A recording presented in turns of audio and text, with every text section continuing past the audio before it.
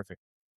All right. So, hey, Hayden, I'm very excited to have you here and host you on our new episode of Leaders Cut the BS. I'm so excited to get to speak with you because you have such a unique background and you operate in such a unique, space. I have so many questions for you. I'm so curious about your career.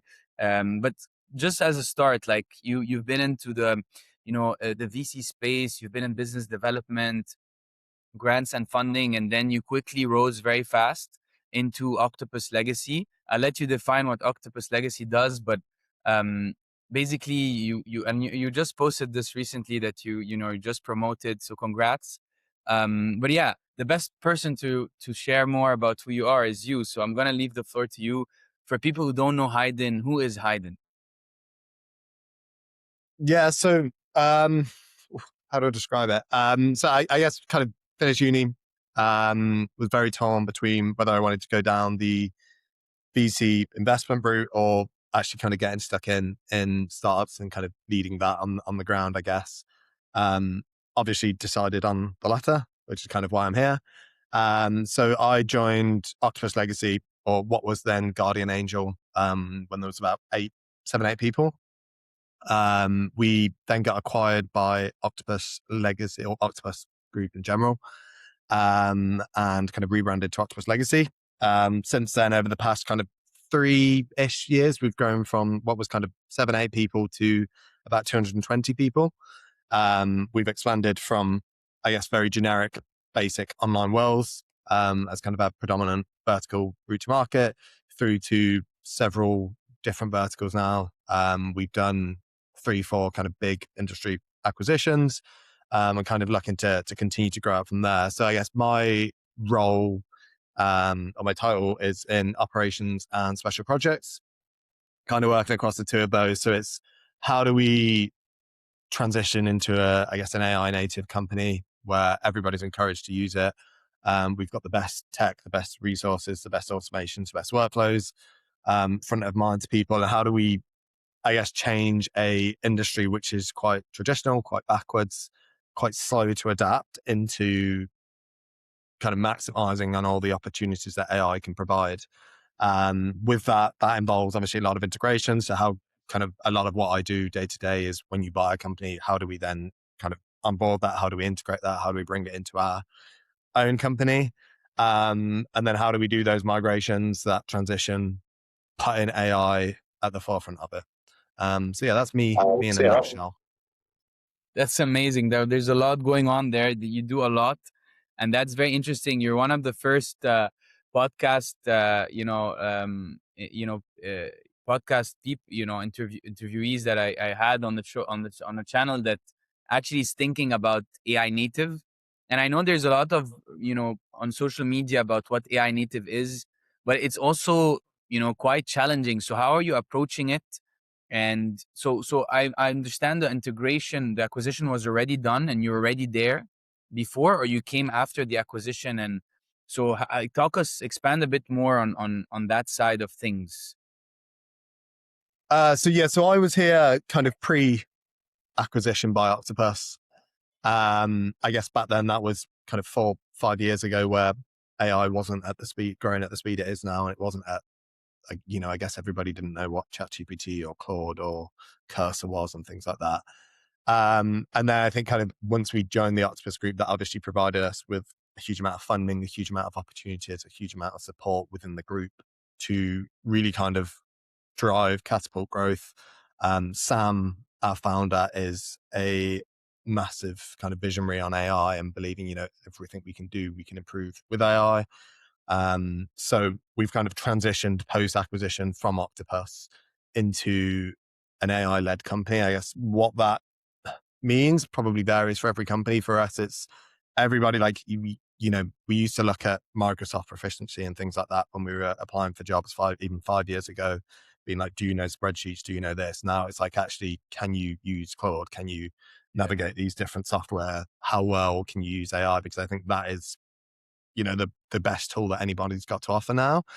What that looks like in practicality varies depending on the job and depending on the person. How our sales team will be different to how our marketing team use it. And I guess there's Yeah. some roles are more heavy AI based, some roles are still very manual based. Yeah. Um, but it's just the opportunities that that's provided. And I guess our core underlying belief is you can never replace people with AI, and customers are always going to want to speak to humans, but Yeah. we can use AI to provide the right support to the team that's on the phone to the customers to get the best possible outcome for the Yeah. customers and really so our team can spend more time doing the things that they're good at, which is speaking to customers and not Yeah. doing all the janky bits of admin in the background. Yeah, I love this thesis. Very solid. I truly agree and believe that as well. So let's go like zoom in a bit on people who don't really know you yet that much. So what do you spend most of your time thinking about at work? Um, I guess it varies on the Hmm. day, which is very cliche answer. At the moment, a lot of my time is so we recently acquired New Law Solicitors private client business. Mm, So that was quite a large acquisition within the probate space of about 50 people.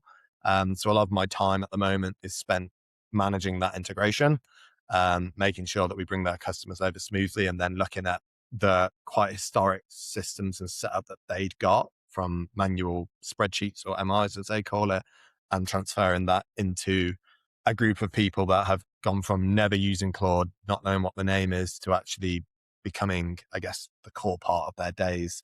mm. With the big vision that we can kind of 10x the throughput of this team and really open up a lot of opportunities and get people through probate faster, which is better for them because it's obviously an incredible difficult time. Wow, that's amazing. That's huge. What do you feel is the part of your role that surprises people the most?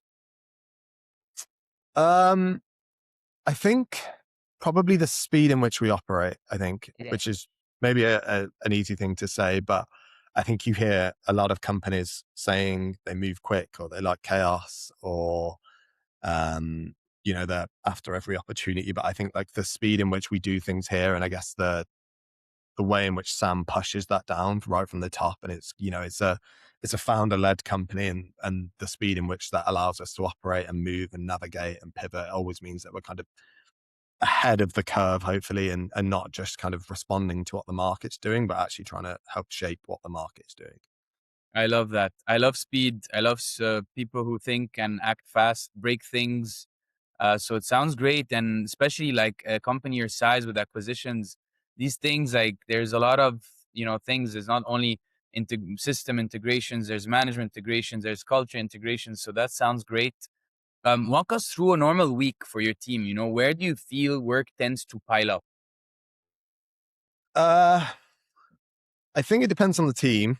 Um, like it's quite easy, with like the legal sector in general, for example, there is naturally a lot of physical documents. Even today, we do all sorts of things online, but if you want to sign a will, you still have to sign a will in wet ink and things like that.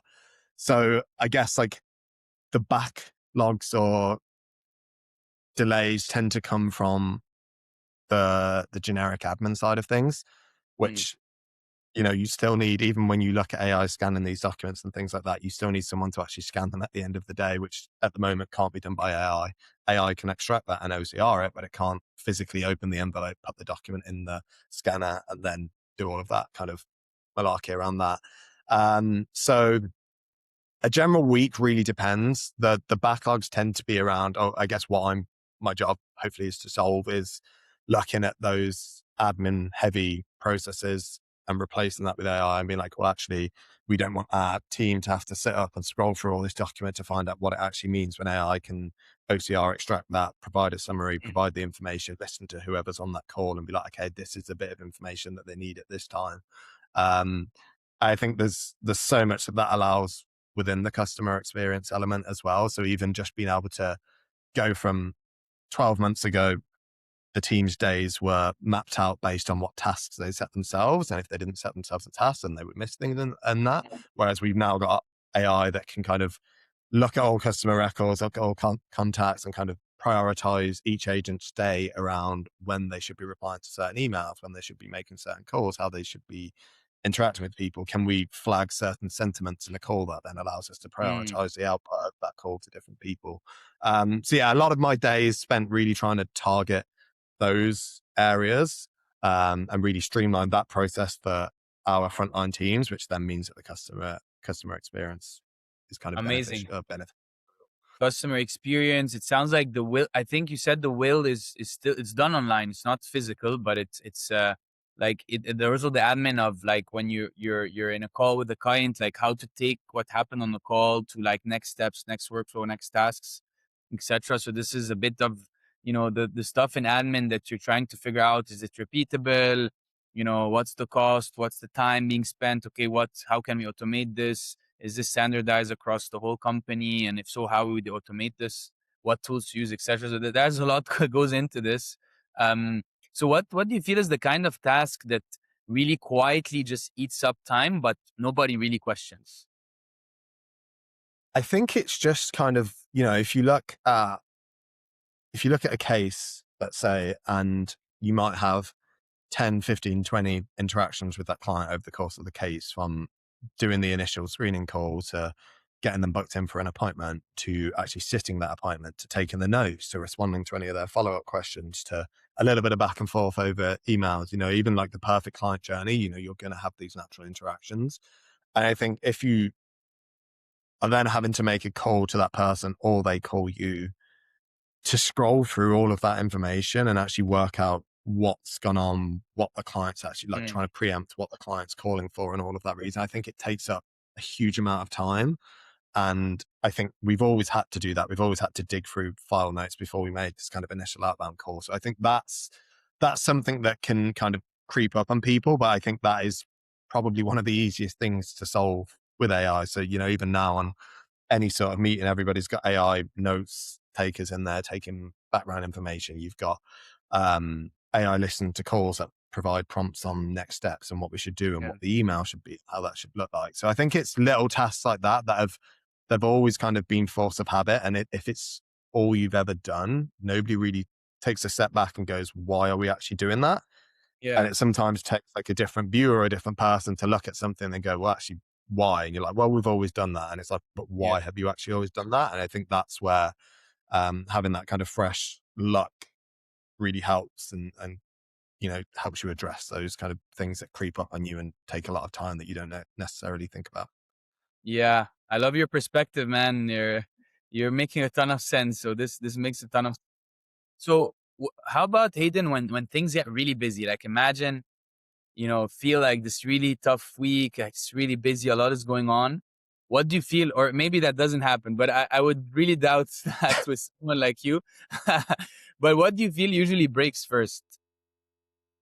Um, I mean, things break all the time, and anybody that says things don't break is lying. And I don't think there's necessarily one bit that always breaks first, because I guess if it was, then you're not doing a very good job of addressing that problem. Mm, But I think it's more accepting that whenever you do a new product launch, or whenever you try a new AI feature, or whenever you go out to a new set of customers, there's always going to be slight errors. Like however much you try to mitigate that, there is going to be scenarios where things happen, and that could be UTM tracking doesn't work. It could be the odd button doesn't work. It could be, oh, we forgot to consider this in the workflow of how yeah. the team actually use it, and that's not being in that. So yeah, I don't think there's necessarily one thing that always breaks first. I think it varies on the project, Mm, on the input, on the time of that customer's journey. But I think it's more accepting that things will break. And if things don't break, then it means you're not growing quick. You're not yeah. Yeah. pushing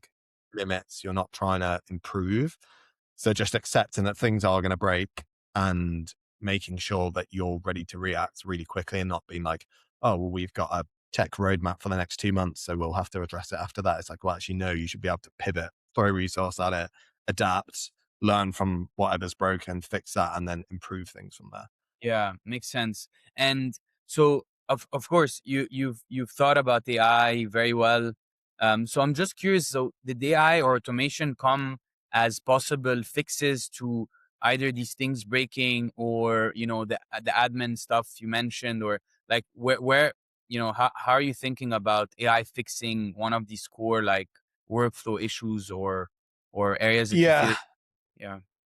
Yeah. I mean, we use AI in pretty much everything we do. Like I barely ever write an email without Claude being involved in it in some way, Yeah. shape, or form at this point. And you know, even from the percentage of lines of code written by a developer now is based on AI versus themselves. So I think there's hundreds of different ways that we use AI to solve these issues. Some of them are a lot bigger than others. I guess a big one that we're doing now is kind of we took a step back, looked at kind of the CRMs, the setup that we're using, and how we can kind of build on that. So instead of just being like, well, we're stuck with this CRM that we've always used Mhm. and that's it, we're like, well, actually, some of our team that's not relevant for, and it's not built around their specific use case and their specific life. And if it was, and the legal CRMs that are built around it, like Mm, Proclaim, like Action Step, have been built so long ago that they've not actually adapted and changed.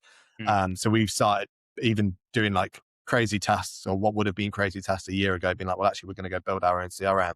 And if we build mm, our own CRM, build in the specific use case that we want to have that to, and then we can layer on kind of AI to that. So I think the big thing we've built to try and remove this admin burden is kind of build a customer-centric CRM that kind of tries to preempt any issues, any problems that may arise for the customer, so we can be proactive. We can reach out to the customer before there be a problem, and not just kind of mm. be reactive, I guess, which is what kind of a lot of CRMs are positioned for now. So use it, I guess, try to use AI to flip from being a reactive business to a proactive business. Like Um, predict when, where the issue can be, and just like, yeah, just have it more yeah, predictive. exactly. Mm, mm, mm, Yeah. mm. Wow, that's unique, man. That's advanced. Like when you talk to law firms, like they're not thinking like that that ahead, man. They're thinking about other problems, like how can we automate contract drafting, all like due diligence. But that sounds like great. On just wondering, your service is productized, or is it? Do you have like, is it a tech platform, or is it? Because I checked your website, so I'm just curious also for the audience. Is this just a service, or do you have a product people can use without like fully productized, or is it in between? Do you mean for customers or for like B2B? Okay, maybe so you have a B2B and B2C. Is any of them fully productized, or like you have bits and pieces that are like, basically, are you tech platform? Is that what you are? How do you position yourself? Uh, Is it? so we so we have both online and offline offerings. Like we don't like we sell B2B in terms of two organizations, but that's the same kind of product. So it's B2B to C. I guess. So like we have, for example, if you want to write your will, you can write your will online and you can use our software that does it online for you, or you can write it offline and you can sit down with a member of our team. So I think, yeah, a big belief is not just kind of removing that physical interaction Yeah, or removing that opportunity to be in front of someone. It's more presenting someone different options, being like, well, do you yeah, want to go through a online flow where you don't have yeah, to speak to someone, you get the same output, or do you want to speak to someone at the end of the phone? yeah, yeah, yeah. In terms of outsourcing that at the moment, like we've got our CRM, we've built our CRM, we've built our products. We don't outsource that to other law firms. Would we do that in the future? I never say never. I guess Interesting. Octopus Energy have done something very similar with Kraken, and kind of what they've done in the utility space there has been incredible. So who knows if we'd outsource it in the future, but yeah, at the moment, not yet. Interesting, interesting. No, I love that you're just giving all options. So that's amazing. Like, I think as a user, or as one of the customers, will be like amazing. Like, I have all the options available. So I think it sounds very customer centric. So back to the AI part, and the use case you mentioned, or maybe other ones. So what do you feel you tried, but didn't really work the way you expected? Um, I think for me, the biggest thing that I've personally tried, and that could be an element of me not getting it right, which I think is probably the larger part of that. But things like AI agents, Mm, for like voice agents, I guess. mm, Um, so we have a huge mix of demographic with customers, and we have people right from, when they're 18 to, we've had people write wills online probably into their mm, 90s and things like that. So we have a huge demographic, and I think I perhaps tried too early to test a scenario around, could, AI voice agents have those calls and have that interaction. But I mm, think there's certain parts of life which are very, very personal where people want to speak to humans. Um, So I think trying that in certain parts of the flow didn't work out as it, when you speak to an AI voice agent, you still feel like you can tell you're Yeah. speaking to an AI voice agent. And when you're discussing something really, really personal about a will, about your wishes, about what you want to leave behind and things like that, that just wasn't the best. It didn't have the quality that it needed, and it didn't have like Mm. the natural flow and the empathy that you would want in one of those calls. Yeah. Um, I've seen voice agents work other ways really, really well, and there have been use cases where they've worked for us, but I think they're definitely not at the level of human empathy Yeah. conversation that you would want for some of the stuff that we do at this Yeah. point. Yeah. Especially like something like a will, it's like at the core nucleus of life and death and family and inheritance. Like it sounds like a very sensitive part of humanity. So Exactly. Yeah. yeah, it's definitely also way more challenging than any other thing. So amazing. So looking back, what do you think was missing when you tried to fix this? Um, I just think it was, yeah, it was at the time AI had that very surface level. They can read a script, they can do interacts, they can have a short pulse and give relatively okay answers.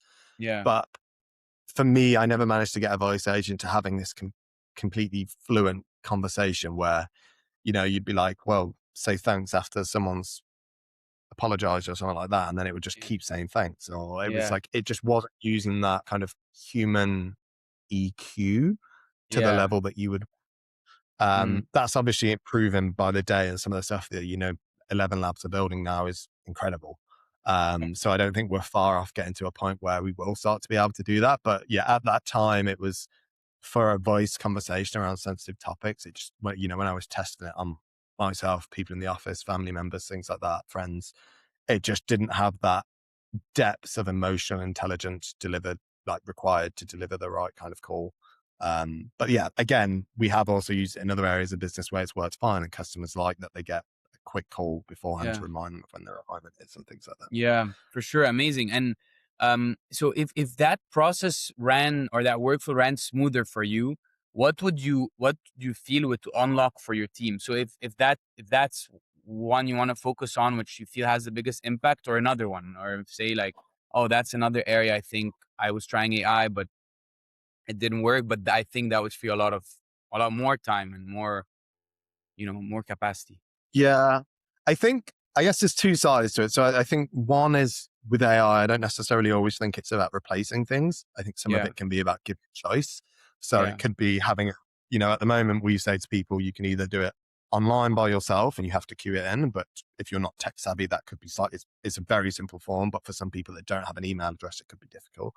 Um, it could be, you could do it over the phone, speaking to someone, or in person or video. But it could just be having an extra option where you can actually just speak to an AI agent if you want to Yeah. discuss these things over the phone. So I think part of it is about choice and just opening every possible opportunity so customers can pick whatever Yeah. they prefer, completely free. Other parts of it is, you could do more bespoke, personalized reminders for customers ahead Mm. of their appointments. So instead of just getting a generic text, you could be like, would you want us to give you a call to Yeah. remind Yeah. you and refresh you on what you need to prepare without sending like a huge text or an email or things like that? It could be, um, yeah, there's hundreds of other stuff that it would unlock. Um, but yeah, I don't always think that is about replacing things. I think it's more about providing choice and options for Mm. customers. Yeah, agreed. Augmenting and expanding the experience itself. So, and Yeah, what was actually like if this actually worked? What would it look like for you? Even in simple terms. I think it would be having the ability to have a free flowing conversation where you felt like you were getting the same level of support that you would get from a from a human if you didn't want to speak to a human. Mm. So I hate speaking to humans. If I could speak up and have this perfect conversation on the phone with someone, I could get everything I needed to do without getting any anxiety about having a conversation with someone. Um, that would be great for me. Other people are going to be like, well, no, I want to speak to a human. Yeah. Yeah. So yeah, that I think again, it's like humans can't be available 24/7, but someone Yeah. might be up at 2 o'clock at night and be like, actually, I really need to write a word, and Yeah. being able to have that voice that could effectively act as a human when our team aren't available and people still have the option to get the right source of information, I think would be Yeah. quite valuable. Agreed. Like, and I had this experience a lot when you speak with a customer agent, and and person A you met didn't really understand most of what you said. Person B understood B, the second thing Yeah. that you want, and then it's not consistent, and then you get the anxiety they don't fully understand. So yeah, I totally get this free choice of iteration. Then whenever I feel like I want to speak to a human, or the AI feels like, hey, this is my limit, I'm gonna plug you in the most person on our team that's expert in this type of wills, or and then it's like boom, it makes Yeah. it feel so amazing. So we're getting to the last section here. I was thinking about everything you've seen, and you've seen a lot, Hayden. Really, I'm really impressed with your journey. Is there any specific workflow habit or meeting where leaders should just cut the BS because it looks productive but really isn't? And we gave you total freedom to just like let it all out. If you want to say cut the bullshit or cut the BS, that's your time to just let loose and let it out if you'd like. Oh, that's an interesting question. I think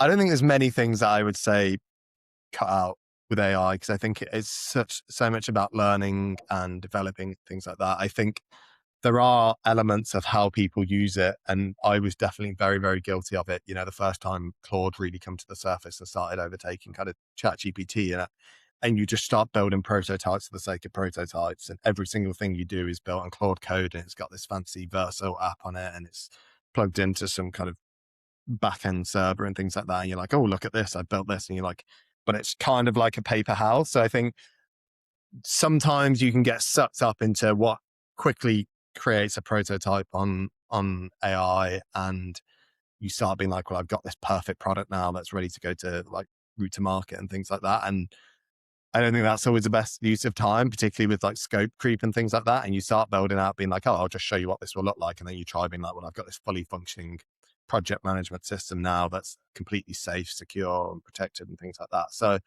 yeah, I in general, I don't, I'm very much of the mindset of just keep learning and don't cut anything out, and keep trialing and erroring. But I've definitely been guilty in the past, and I know there are people that I work with that will own up to themselves. They'll be like, well, sometimes you can get carried away creating Yeah, prototypes for prototypes to prototypes, and you're like, it's not actually a great use of tokens or time, yeah, yeah, because yeah, it's yeah. never going to feasibly work.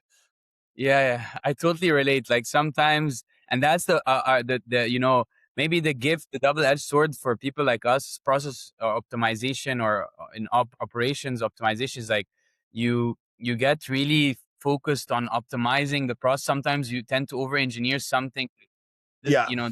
isn't needed in the first place or isn't prioritized. And that's another thing. So one last point, if you could give one Yep. piece of advice to leaders dealing with the same thing, career growth or path or situation where you've been through, what would that advice be? I think it's just have an open mind. I think particularly in the legal space, people are reluctant to do it, and there's often not a reason behind it. And I think AI, like, I genuinely believe we're at a bigger change in life to kind of comparable to the Industrial Revolution. And I think the next kind of 12, 24, 36 months of AI and change are going to be incredible. And I think you can either sit there and you can be like, I don't like tech, I don't like AI, it's taking over the world. Or you can go, you know what, it's here to stay, it's not going away. So I'm going to learn it, I'm going to spend some time in it, I'm going to try things and it's not going to work. I'm going to give a prompt to Claude, it's going to give me a completely wrong answer back. I'm going to get really frustrated at it. But like, learn, evolve, adapt. Like, if you'd have carried on being a shop that never built a website in the dot-com boom, you wouldn't still be here. I think that's going to be very similar with AI. So it's not as scary as it sounds on the surface. I think people can overcomplicate it and you can over-engineer it and things like that. And it's just more like, I guess my bit of advice would just be learn, just try it and keep trying it and keep getting better, even if you get 1% better each day. And just be open-minded to it, because it's not going away and we will all need it. And it is better for everybody if used in the correct way. I love it. Thank you so much, Hayden. It's been such a pleasure, so rich. I feel you're the type of person that is so hungry for growth and learning, that your path is so exponential, and whatever you do just like prospers.